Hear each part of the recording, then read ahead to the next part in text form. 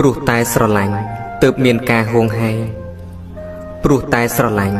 ទើបមានការឈឺចាប់ព្រោះតែស្រឡាញ់ទើបទឹកនេត្រាហូរព្រោះតែស្រឡាញ់ទើបកើតទុក្ខឥតស្រាកស្រានសេចក្តីស្រឡាញ់វាជាបទដ្ឋាននៃសេចក្តីទុក្ខសេចក្តីស្រឡាញ់ធ្វើឲ្យរវល់គឺរវល់ក្នុងការហួងហែងថែរក្សាការពារអ្វីដែលខ្លួនស្រឡាញ់សេចក្តីស្រឡាញ់ធ្វើឲ្យខ្លាចគឺខ្លាចបាត់បង់មនុស្សដែលខ្លួនស្រឡាញ់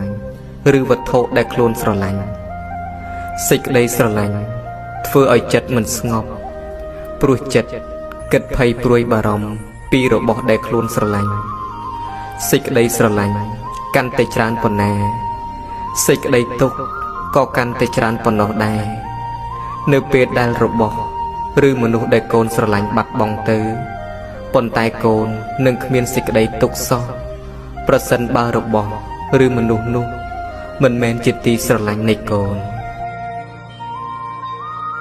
ព្រោះតែស្រឡាញ់ទើបមានការហួងហែងព្រោះតែស្រឡាញ់ទើបមានការឈឺចាប់